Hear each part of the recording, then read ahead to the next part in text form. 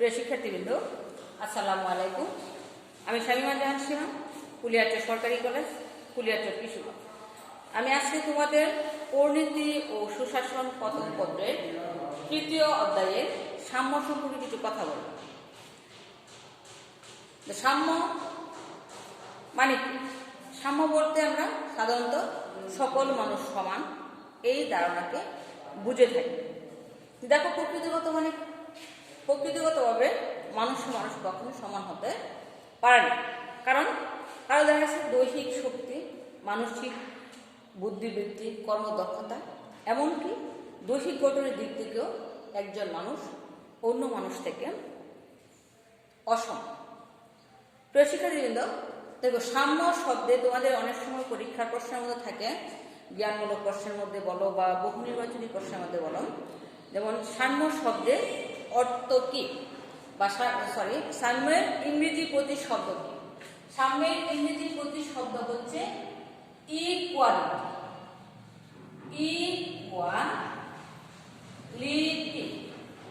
দেখো, সাম্য শব্দের ইংরেজি প্রতিশব্দ হচ্ছে ইকুয়ালিটি। আবার অনেক সময় থাকে, যেমন ইকুয়ালিটি শব্দের বাংলা অর্থ কি? ইকুয়ালিটি শব্দের বাংলা অর্থ হচ্ছে সাম্য। এখন আমরা দেখি, সাম্য বলতে অনেক দার্শনিক, মনে করো অধ্যাপক লাক্সি বলেছেন, যেমন যতদিন মানুষের মধ্যে চাহিদা, যোগ্যতা এবং প্রয়োজনীয়তার পার্থক্য থাকবে, ততদিন সকলকে চূড়ান্তভাবে একইরূপ সুবিধা দান করা সম্ভব হবে না। দেখো, সাম্যের সঙ্গে অনেকে বলছেন কি, সাম্য অর্থ আমরা জানি কি? সাম্যের অর্থ আমরা জানি কি? সমান। সাম্যের অর্থ আমরা জানি সমান, কিন্তু পরিণতিতে সাম্যের অর্থ বা তাৎপর্য আলাদা। কারণ পরিণতিতে তিনটি দৃষ্টিকোণ থেকে সাম্যের সংজ্ঞা নির্ধারণ করা হয়। যেমন ধরো, প্রথমটা হচ্ছে কি, এখানে প্রথমটা হচ্ছে এরকম, যেমন সাম্য অর্থ সমান করে নেওয়ার প্রবণতা। এর অর্থ কি? সকল ক্ষেত্রে যোগ্যতা অনুসারে সকলকে সমান সুযোগ সুবিধা দান করা। যেমন ধরো, একজনকে যে বৈধ অধিকার দেওয়া হয়, অপরকে এই অধিকার দেওয়ার নামই হচ্ছে সাম্য। পরে দেখো, দ্বিতীয়ত আমরা কি বলতে পারি? দ্বিতীয়ত বলতে কি, সাম্য বলতে বিশেষ সুযোগ সুবিধা প্রদানের ব্যবস্থা না রাখাকে বোঝায়। যেমন ধরো, সামাজিক, রাজনৈতিক, অর্থনৈতিক ক্ষেত্রে শ্রেণী বিশেষের জন্য বিশেষ সুযোগ সুবিধা ব্যবস্থা না রাখার নামই সাম্য। যেমন ধরো, জাতি, ধর্ম, বর্ণ নির্বিশেষে সকলের যোগ্যতা অনুযায়ী সমান সুযোগ সুবিধা লাভের সুবিধাকে আমরা সাম্য বলে থাকি। পরে দেখো, তৃতীয় ক্ষেত্রে কি বলছেন? যেমন সকলের জন্য পর্যাপ্ত সুযোগ সুবিধার ব্যবস্থার নামই সাম্য।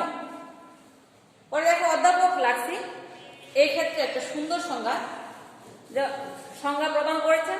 তিনি বলেছেন কি, সংক্ষেপে সাম্য, অধ্যাপক লাক্সি কি বলছেন? দেখো কি বলছেন এখানে অধ্যাপক লাক্সি সাম্যের সঙ্গে কি বলছেন দেখো। যেমন সংক্ষেপে সাম্য হলো সেরূপ সুযোগ সুবিধার ব্যবস্থা। কি বলছেন? সংক্ষেপে সাম্য হলো সেইরূপ সুযোগ সুবিধার ব্যবস্থা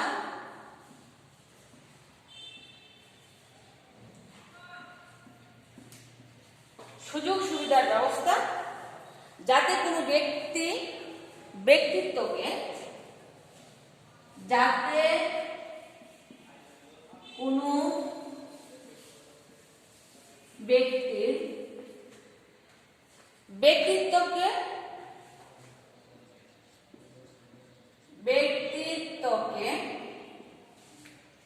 কি করতে না পারে, অন্য ব্যক্তির সুবিধার বিনিময়ে অন্য ব্যক্তির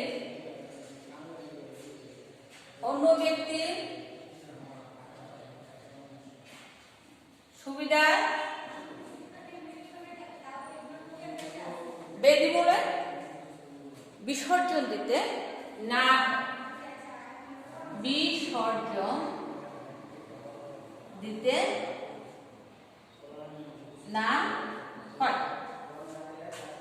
দেখো তোমাদের অনেক সময় থাকে প্রশ্নের মধ্যে, যেমন সাম্যের গ্রহণযোগ্য সংজ্ঞাটি কে দিয়েছে? সাম্যের গ্রহণযোগ্য সংজ্ঞাটি দিয়েছেন অধ্যাপক লাক্সি। তিনি কি বলছেন? সংক্ষেপে সাম্য হলো সেই সুযোগ সুবিধা যাতে কোনো ব্যক্তি ব্যক্তিত্বকে অন্য ব্যক্তির সুবিধার বিনামূল্যে বিসর্জন দিতে না হয়। মূলত সাম্য কি? সমান ধর্ম বর্ণ নির্বিশেষে জাতি সবারকে সমান সুযোগ সুবিধা প্রদান করার নামই হচ্ছে সাম্য। এখন দেখো সাম্যের শ্রেণীবিভাগ। সাম্যকে কয়টি শ্রেণীতে ভাগ করা যায়? এখানে কি আছে? সাম্যের শ্রেণীবিভাগ প্রথমটা থেকে সামাজিক সাম্য। সামাজিক সাম্য, সামাজিক সাম্য। দেখো জাতি ধর্ম বর্ণ গোত্র নির্বিশেষে যখন সকল মানুষকে সমান সামাজিক সুযোগ সুবিধা প্রদান করা হয় তাকে আমরা সামাজিক সাম্য বলতে পারি। যেমন সামাজিক সাম্য বলতে এমন এক সামাজিক পরিবেশকে বোঝায় যেখানে কি প্রত্যেকের যোগ্যতা অনুযায়ী সমানভাবে সামাজিক অধিকারগুলো উপভোগ করতে পারে। সামাজিক সাম্য বলতে আমরা কি বুঝি? জাতি ধর্ম বর্ণ নির্বিশেষে যাতে কি সবাই প্রত্যেকের যোগ্যতা অনুযায়ী তার যে সুযোগ সুবিধা যাতে সেই সুযোগ সুবিধা সে বুক করতে পারে। পরে দেখো রাজনৈতিক সাম্য। রাজনৈতিক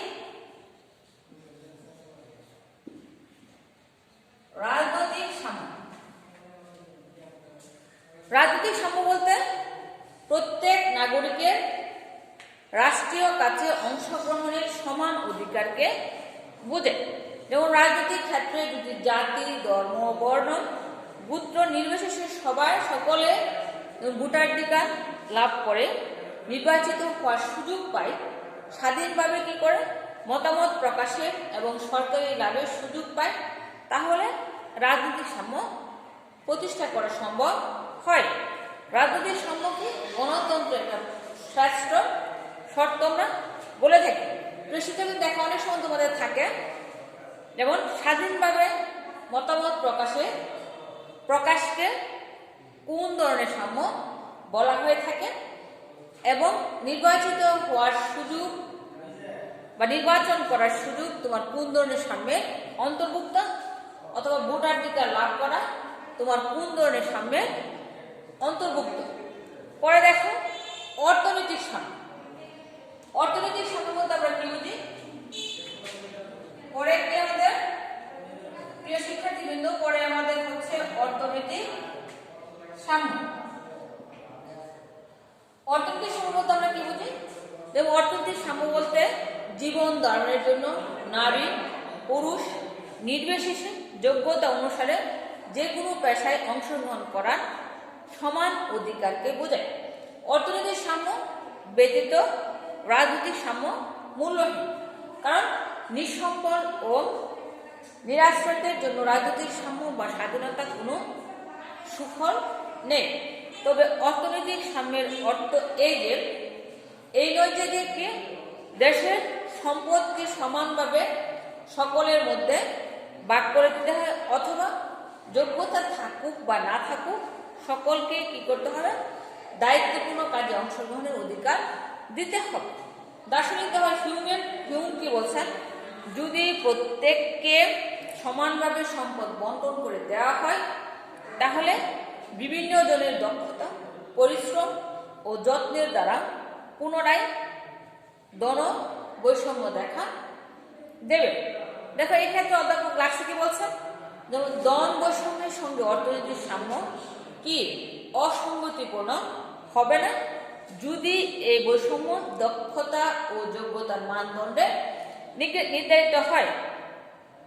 দেখো অর্থনৈতিক সাম্যের তাৎপর্যের 5টা দিক এখানে বলা হয়েছে। যেমন ধরো যোগ্য ও ইচ্ছুক ব্যক্তিদের বেকার না থাকা, দ্বিতীয়ত হচ্ছে প্রচলিত নিয়ম অনুযায়ী উপযুক্ত মজুরি লাভ। তৃতীয় হচ্ছে আইন অনুযায়ী নির্দিষ্ট সময়সীমা পর্যন্ত শ্রম প্রদান। 4 নম্বর হচ্ছে চাকুরি ও মজুরি লাভের নিরাপত্তা এবং নিশ্চয়তা বিধান করা। 5 হচ্ছে বিশেষ সুযোগের মাধ্যমে সম্পদের পাহাড় গড়ে তোলার সুবিধা না রেখে ধনসম্পদের সুষম বন্টন নিশ্চিত করা। পরে দেখো, এই হচ্ছে আমাদের অর্থনৈতিক সাম্য। পরে দেখো ব্যক্তিগত সাম্য। ব্যক্তিগত সাম্য কাকে বলে?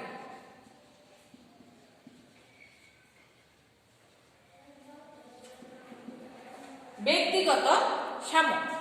ব্যক্তিগত সাম্য বলতে রাষ্ট্রের সকল নাগরিকের সমান অধিকারকে আমরা বুঝে থাকি। যেমন রাষ্ট্রে কোনো ব্যক্তিকে বিশেষ সুযোগ সুবিধা প্রদান করা হবে না, সামাজিক অধিকার সমভাবে ভোগ করার সুযোগকে ব্যক্তিগত সাম্য বলা হয়। পরে দেখো আইনগত সাম্য। আইনগত সাম্য।